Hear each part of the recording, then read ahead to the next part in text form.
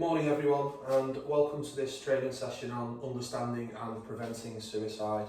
It's Wednesday the 10th of July. My name's Stuart McIntosh.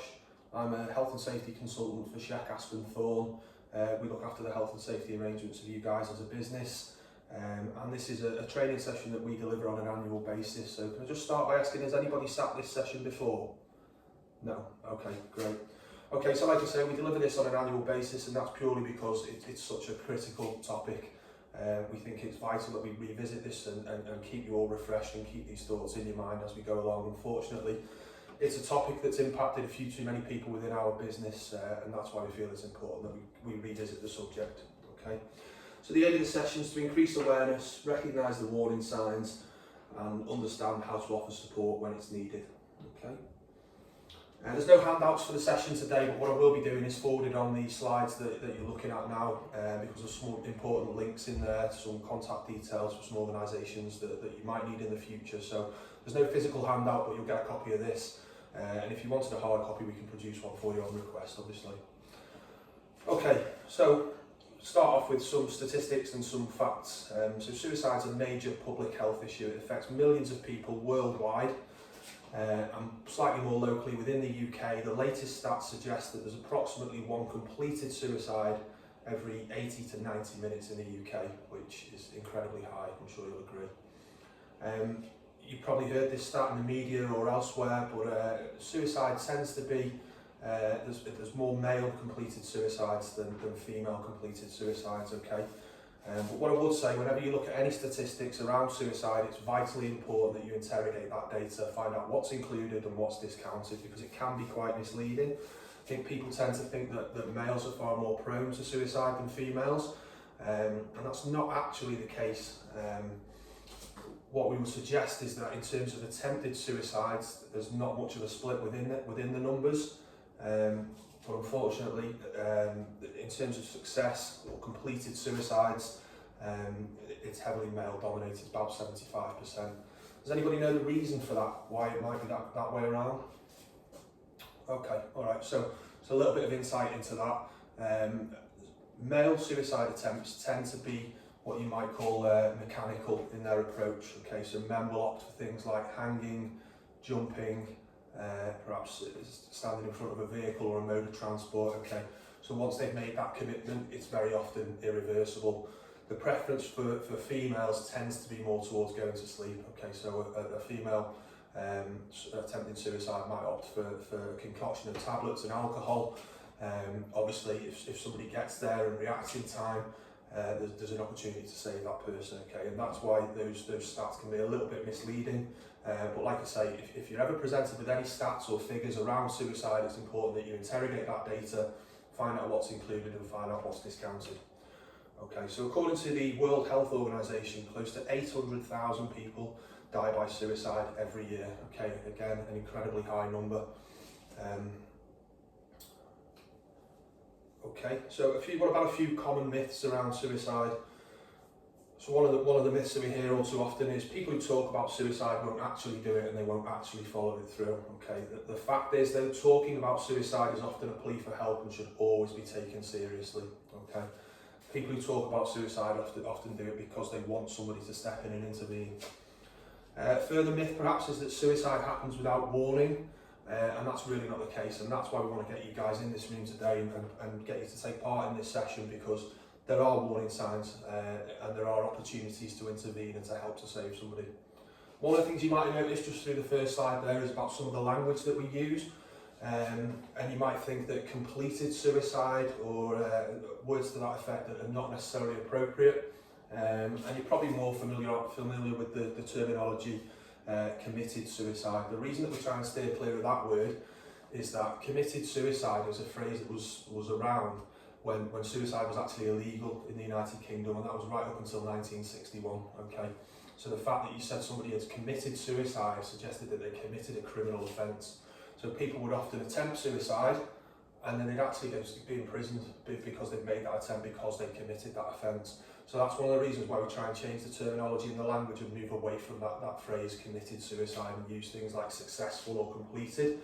I appreciate that there can be issues around the use of those words, but at the end of the day, it's a topic that will always cause conflict, I suppose. Okay, so recognising the warning signs. Okay, so there are a number of ways that you might do this. So there are behavioural indicators, so changes in behaviour, okay, increased withdrawal, loss of interest in activities or sudden mood swings. Generally it's people acting out of the ordinary, people who might be a social butterfly as such, who might engage in people and be out and about regularly with friends and family. If they tend to withdraw from those situations, and they're not as present as you might have seen in the past, then that is a change in behaviour, and that is a warning sign that you should recognise. Verbal cues, we touched upon this earlier, so talking about feeling hopeless, trapped or being a burden to others, and that's a really common one, people making comments such as, oh, I'd just be better off if I wasn't here. That is a key indicator and something that you should really look to pick up on.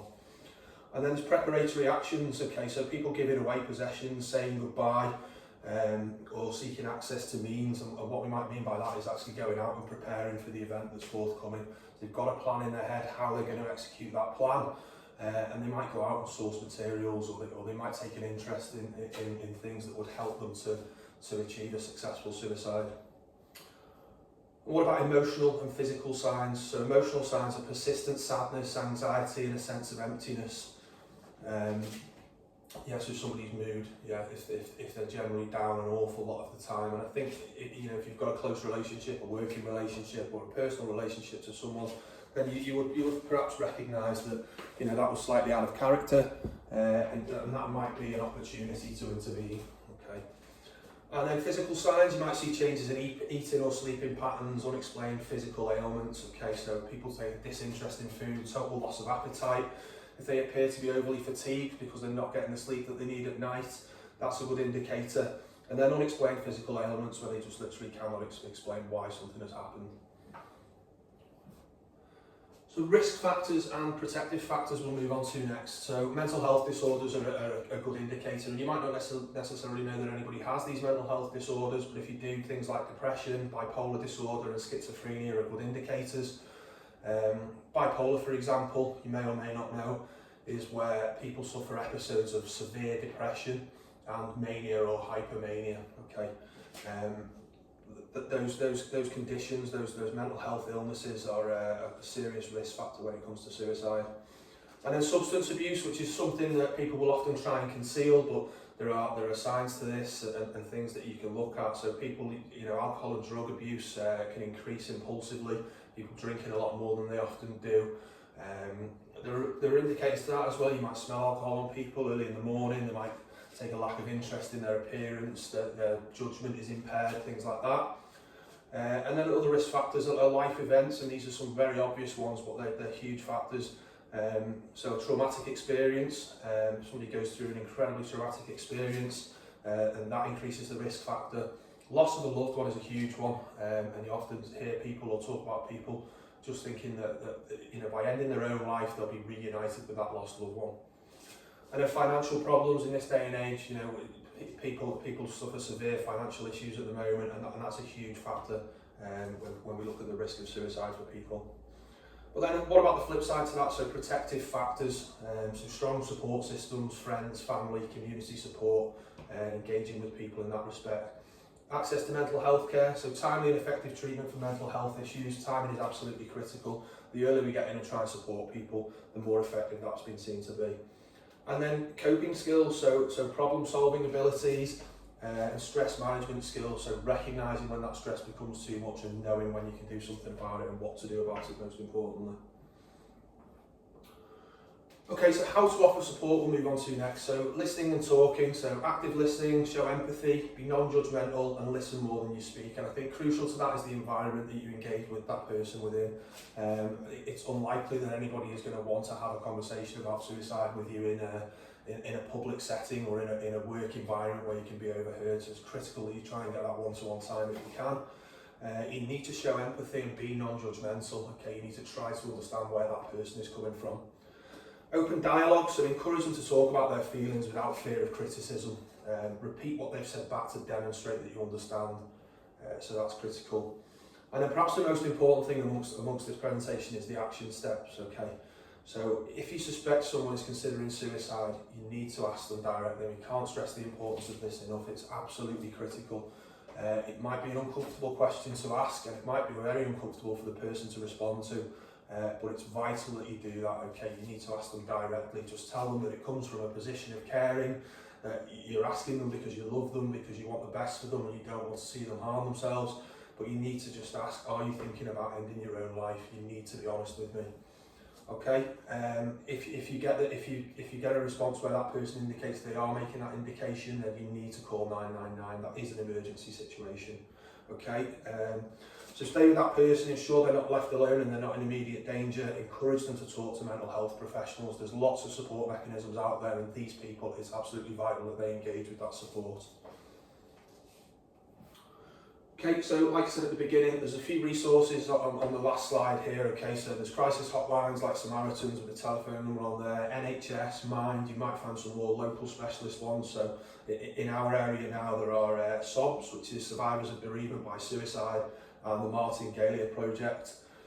Like I said, I'll distribute the slides so you've got access to that. But in conclusion, it's critical that we know how to recognise warning signs and offer support when it's necessary. I'd just emphasise that reaching out can save lives and encourage everyone to be proactive. So we said that question, asking them directly is absolutely critical. If more people ask that question, more people would be alive today.